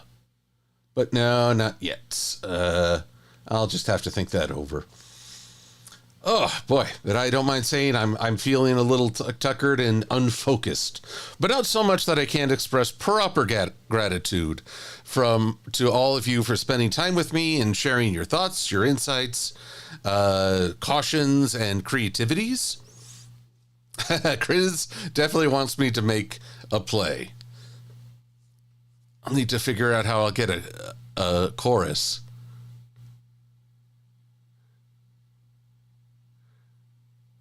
It's springtime for Sombra and Equestria. We wait till he rules over Celestia. Well, that sounds a little dark. That's the idea. Till he overthrows Celestia. Gratitude? Well, sure, I can have a little gratitude. Oh, man, did I really mispronounce gratitude? My voice, my mouth, it is pudding. Chancellor Pudding Mouth. Alrighty, but for now, everyone, I'm going to wish you an excellent weekend. I don't know, Swordbreaker. I don't know if my friends are that keen on singing, but we'll figure something out. We can do it. And in the meantime, I will wish you all the best. A happy weekend with friends and family, or by your own, whatever feels most comfortable, just as long as you're having fun. But until we meet again, I plan to stream next Friday and the Friday after that, and then I will greet you all in the new year. But let's not wish away the holidays that fast, because, well, there's a lot to enjoy. So, until next time, everyone, be safe and be well. I'm Silver-Quill. Thanks for watching.